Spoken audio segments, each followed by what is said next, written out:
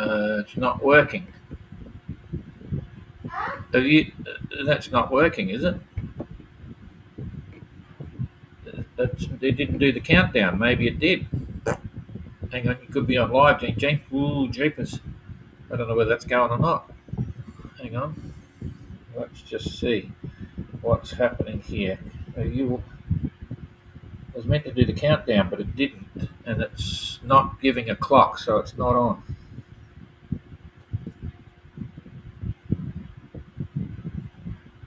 Why is it not on? Weren't you watching?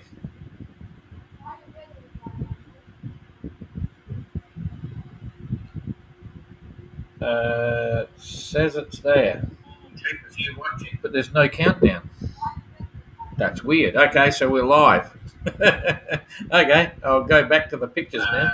It says it's there, but there's no countdown. That's weird. Okay, so we're live. Okay, I'll go back to the pictures now. It says it's there, but there's no countdown. Whoops. Now I've got to turn the volume down on that one. Okay, we're here. G'day, everybody. That was a bit of a surprise. There's certain things I look for when I turn this on, and there's no countdown now, so I'm assuming you're getting video and you're getting audio. I just checked it on my phone, and Jane checked it, and it looks like we are actually there, but I don't know. There's something going wrong with this program, which isn't stopping the live, so that's good. It's the 27th of September, and it's a Saturday here in China, so it'll be Saturday all around the world soon, and some fun stuff happening.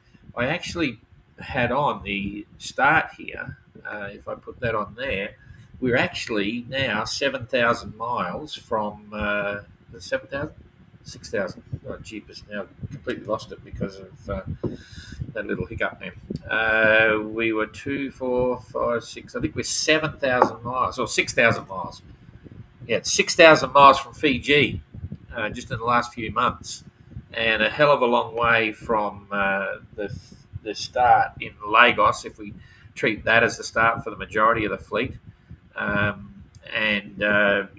it really is a journey around the world. It's quite surprising, and I think it'll shock a lot of people who finally get to hear about this MGR all around the world later on, and that's in my mind because I'm starting to get a plan and a direction for a little video clip we want to do for a film festival in December. We'll have to do it. We've got a lot of video from on board the boats, and it's part of what used to be called Tip and Shaft, which is a really amazing newsletter, and they've just changed their name to Sailors now. Sailors.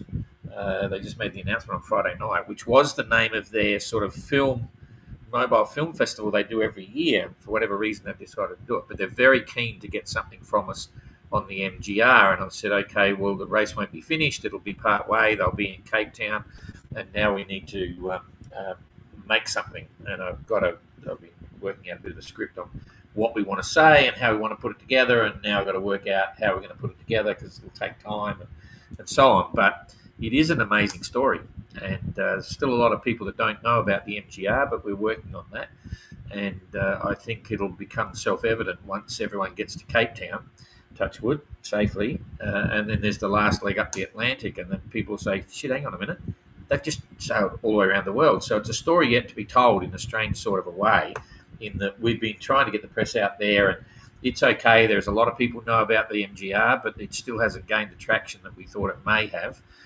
Partly because it probably looks too easy, but it's incredible what's going on. And I look at it and think, wow. And part of that conversation is sort of reappearing because of this. Hang on a sec. Get out of there. Shapers. Okay, because of this little boat. Now, this is a recreation, a modern version of TREKKA, which is exactly the same design. You can buy the plans. If you want to build an actual TREKKA, it costs you $975 US to buy a set of plans if you want a set, and you can build one. And so that's the TREKKA hull, slightly different cabin top, but effectively the same thing. This builder put an outboard rudder on board rather than the real inboard rudder. and it's done as a sloop rig, which is a lot more efficient sailing wise. But the original Trekker and the design was a ketch rig, and it's for sale. And I couldn't believe it. I've been following this boat for a long time. I was asking $7,000, and it's been sitting on a mooring in Manly for a year. And a Kiwi guy popped up with a replica like this and was talking about MGR. And I mentioned to him, I said, "Hey, look, there's also a couple in Australia." And when I finished talking to him, I thought I would check out, see if it's still there for sale, and it's up for auction. I only discovered it last night. The auction finishes on Sunday. You might not have seen the post. And the bid that was there was $9. Now that'll change, I'm sure, if there's people interested, and there already is now. And it's the perfect way to get into the MGR. We would love to see a replica for with a tracker in the MGR. So just to keep talking about it, there's a ketch rig. It was sailed around the world again after John Guswell by a couple, husband and wife team, took off, and they sailed it around two-handed around the world. So the original Trekker did 2 trips around. There's the ketch rig. Anyone buying a sloop cutter rig, they're going to have to decrease the size of the mast, get it down to the same spec as this, and actually put the mizzen up with the mizzen staysail, and sail it around as a ketch. That's the only way we'll let them into the MGR. The Kiwi guy said, "Oh, is it a deal breaker because he hasn't got a mizzen? You know, it's a bit complicated to put it in." I said, "Yes, it is a deal breaker because they've got to be a replica of Trekker." So who knows? Maybe we'll get one. That's what Trekker looked like inside. Pretty basic. This is the design. You can see they've got a couple of bunks up forward, chart table one side, and then little galley, and of course, storage down under the cockpit. Not a big boat. In fact, the interior is probably smaller in a way than the 580 because there's a lot less beam, but great little boat. A lot of history, all that sort of stuff. This is John's amazing little circular seat. You can see this is the companionway, and he could sit on this seat, and as the boat's heeling, it doesn't matter, port or starboard, he's got a flat seat there that he could sit on.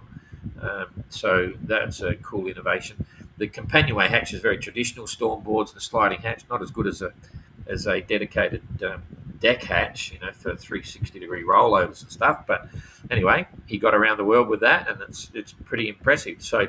So yeah, there's a lot going on there, and what a cool little boat. Anyway, it turns out that John from hull number 100, who's going to sell his boat when he gets back to Australia, but he's now keen as bean to get hold of that boat in Manly.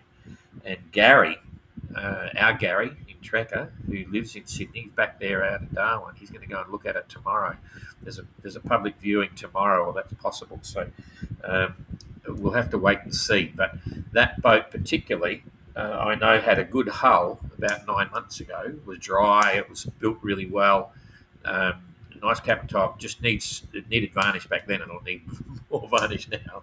Be sitting on a mooring, and it'll need slipping and things like that. But to build that boat, well, it's not cheap, and to buy it in like that and then get it ready to go over the next few years for 29, it'd be fantastic. So another distraction. There's so many good things to do in life, I've got to tell you. Anyway, back to the 580s and all the rest of it. So here we go. Let's go straight to the tracker and get into that. So you're on the tracker, and now I'm on the tracker. So there's the big picture from Fiji all the way across to Darwin. Gary's still got his boat in Darwin. Actually, is his tracker turned off? 27th. Gary's tracker's still on, Jing. Gary's tracker is still tracking.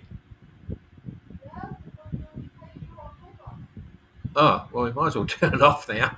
Anyway, there's Coconut. He's still plodding along, not quite there yet in Cocos Keeling, but he will be with Jill in a few days. So, and here's the fleet stretching out all the way across towards Rodriguez. We need some wind here now, so we'll get the wind popping up, hopefully, if the speed's okay. Yep, here we go. And I'll make it all a little bit bigger, slide it up there, and we'll put the grids on, and we'll put the snail trails on. That's the wrong one. Here we go. Boom. Okay. So what's happening here? The sea, state, and wind seem to be dying off from the comments I'm getting. Josh is doing 5.3 knots, 123 mile day. That's pretty nice. Urchin doing 127 mile day, doing 4.9 at the moment. last 4 hours. Jazz is doing 5.2, 130 miles a day. We've got a report from Jazz coming up shortly. And Eric, 5.3, 126 mile day, pretty much on a par with Jasmine. And Christian doing 5 knots, 124 mile day. And Jacob, 132. Oh, you put the pressure on. There you go. So good on you, Jacob. You got to keep pushing. You got to get past Adam. Adam's doing 5.6 and 133. So 133 versus 132. So you just lost out a bit to Adam there, which is okay. Peeler, 5.9 with the big bruise, but did 139 miles, which is impressive. That's the biggest so far. Kerry, 144. That's interesting. 6.7. Dan, 140. So he picked up a bit there, Kerry, and doing 6.6. 6.6 is a good average, but Kerry's still on 6.7. They look as if they're getting closer to Renault. 5.8, 140. Yep, took out a few miles, so that's all looking okay. Let's just expand on the leaders here and see what that looks like in their relative positions, because this is where the battle is taking place. I'll go stern to stern. So there's the stern of Renault. That's maybe a little bit further there. I need a tri-square to do this. That's probably about it. 60 miles. So looks as if Renault might have taken a bit out of that. Kerry's probably back about there. 111, so it looks like Kerry picked up a little bit, and Peeler is 233, so overall lost out a little bit. We could do that with, well, it's a bit hard because the distance to go is to Durban, so the leaderboard doesn't really give us a lot going on in that one either. Okay, let's have a look at currents for the fleet, see if there's any big assistance. It's a bit windy here. I forgot about that. You can probably hear the breeze. Don't worry, it's not another typhoon. We've had that go through. Rightio. Now currents. Here we go. Oh, there's some good currents there. You can see down here is solid. Maybe that's what's helping Jacob. Where you see these purple patches, it's highly likely that graphic is not correct, but it's saying that there are purple patches anywhere in here on the fleet, and that purple is going to give them 15 miles a day at least. That's 3/4 of a knot, maybe more. And remembering down, we look at the scale, that's a good knot there, which is 20 odd miles. So the currents are definitely helping everyone keep their high average speeds, because the wind is looking pretty much like solid trade winds, just squeaking the current on a little bit. It disappears quickly there for a day. That's interesting. It's not tidal. It's pretty deep there, but it certainly fluctuates a bit. Anyway, that's cool. So they've all got generally a favourable current. There's no big surprises up the front. That back there, yeah. So currents are straightforward. Cloud cover. They're having a good time. Some are, some aren't. Most are sitting under. Oh, Renault's got a bit of rain, which means there's probably a bit of squally stuff up there as well. So sun down the back end of the fleet though. That's fine. Temperature, they're saying Dan's got clothes on, so it's getting a bit cooler, but that's saying still in the mid-20s, and probably local stuff is getting a bit cooler, so that's okay. If we come back now to the wind for the next couple of days to see exactly what's happening here, I'll make it a bit smaller so we can get a feel for it. Get rid of that, and I'll push that through every few hours. That should work. Yep. Here we go. So it's looking like nice trades, bordering at the end. They're solid trades. They're going 20, 25, maybe gusting 28, something like that.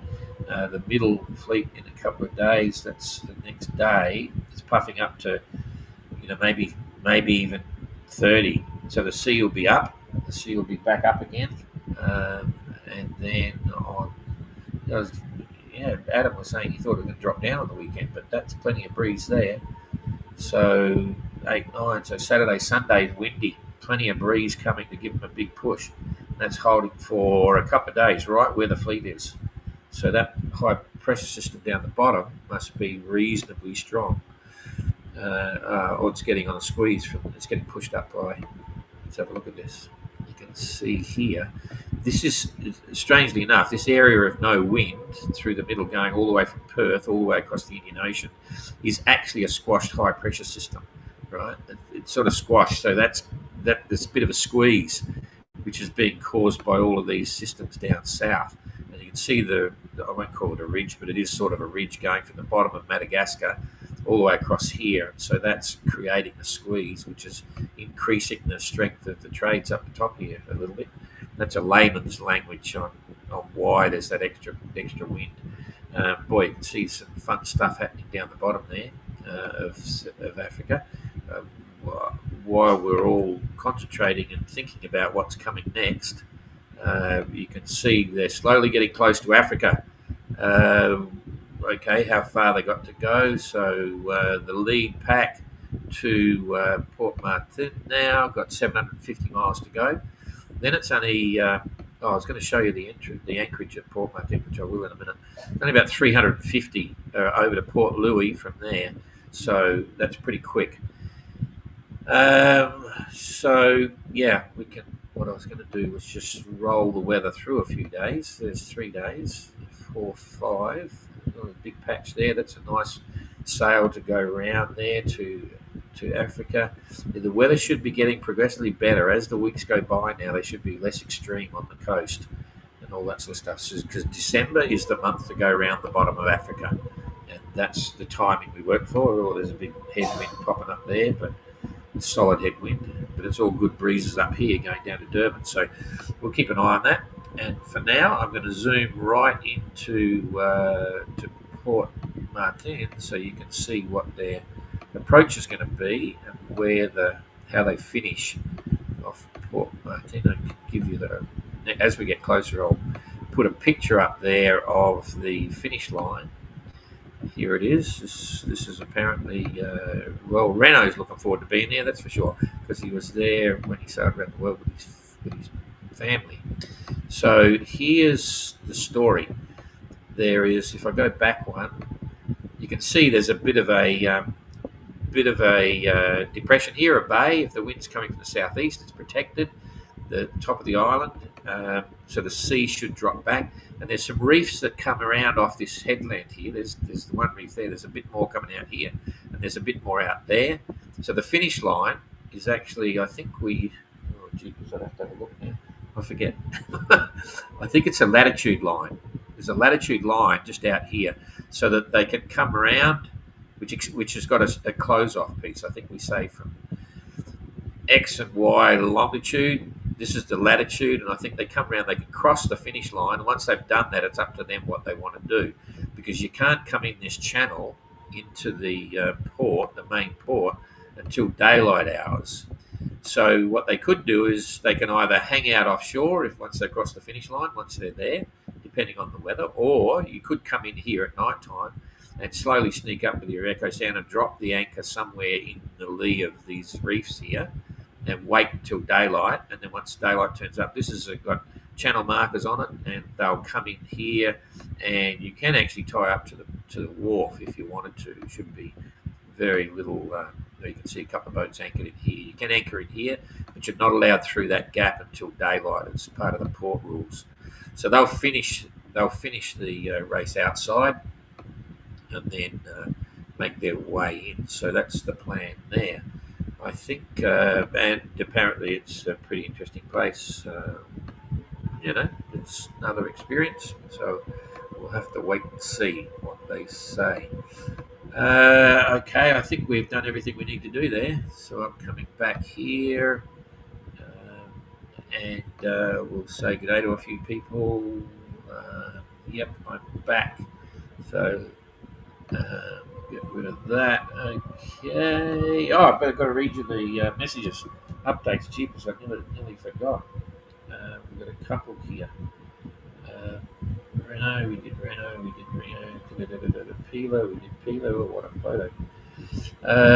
Christian. Did we do Christian? Apparently, yeah, we did Christian, we did Sun Bear, Pila, Jacob. Okay, so I got a video from Jacob, which I already shared. Or we shared his post anyway. He put that up. Last 2 days is quite heavy weather with lots of rain. We got wet by crushing waves, and then we did this yesterday. Rain. The boat was going steady, a swell, 20 degrees angle. Yeah, we did that yesterday. Okay, so here we go. One from Erton. Erton sent a little video as well. Jane's just doing a compilation video, doing bits. She hadn't done one for a while, but we've got that. Turns out when we do that, we realise that there's a few entrants that haven't sent us videos forever. Jasmine didn't send us any videos at all for the last leg to Cocos, and some others are retracting. So I'm having to weigh up the issue of, do I put compulsory requirements on, because we hopefully want to make a really good film at the end of the MGR, and people like to see what's going on and stuff like that. So anyway, we'll see. So Erton, since leaving Cocos, weather has been sunny. Either 2 or 3 reefs on the main, jib in and out, no A sails used so far. Waves have been uncomfortable at times. Hydrovane has been coping well. Maybe I read this yesterday. He mentioned another one. I did have a PLB activated by mistake. It wasn't a PLB. It was an PAB. It's a personal AIS and beacon. It's very important people understand the difference. PLB is 406 distress. PAB is a man overboard using AIS, but it's a different concept, which was activated by mistake. Quickly turned it off once I found out where the noise was coming from, because when it goes off, the noise, the static, will be coming up on the AIS on board the boat as well. So we turned it off, found out with the noise.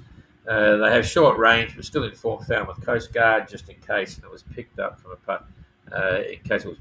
ship, but it wasn't. So that's cool. Number 2, Jasmine. Not much has changed the past few days. Consistent wind, sun with some big waves, making surfing fun. Lots of shipping, like the fishing boats. They only like to come out at night. Looking at the next system coming through and making a plan. It must be, there's a bit of heavier weather coming. Very proud of the mileage I've been making. Yeah, everyone's a long way from home. It feels different just for me watching. So that's cool. Adam and Little Ren. Adam reports that winds have backed and eased a little, which is welcome. He's been flying A7 since yesterday, and hopefully that will last until Sunday, when stronger winds are expected. Repaired a small tear in the mainsail between reefs 2 and 3. Not sure how it had happened, as only the 3rd reef has been used for the last few days.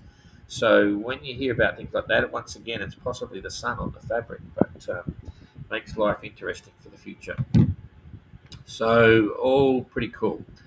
Okay, rightio. So g'day, John. Don't forget to like, share, and subscribe and all that sort of stuff. Okay, helps us really a lot. So g'day, you'll see. It's nice seeing. Thanks. I've enjoyed this MGR tremendously. Good on you. So have we. Although I'd rather be sailing, but there you go. Adrian, g'day. Christine, good evening from the football finals in Australia. Did you ever play football, rugby? No, never did. I was a basketball tennis man. I was playing tennis and basketball. So I did play a couple of games of rugby as a guest. I remember there was a team, it was a Bailey Reserve, there was a team, I forget who they were, and they were short of a player, and I was there watching my mate, and they asked me on to play, and it was bloody hopeless. But anyway, because I never played. Anyway, so I did do that twice, I think. Anyway, Mike and Gabe. Mike, I thought you'd be out to buy that TREKKA straight away and bloody be up for the MGR. Absolutely. But anyway, I didn't see the game. Anyway, Mike and Gabe got a ferro boat that I saw building over the fence when I was a 16, 17-year-old or something. They've sailed it around the world twice, once by Cape Horn. It's quite a story. So that's the Mike and Gay Lewis. Anyway, good mates from Australia, but I haven't seen them forever. Surely too cold down there. Christine, like them. So, anyway. Okay, that's it. So thanks, everybody. We'll see you again on Sunday, which is tomorrow. And I hope you have a good weekend. See ya.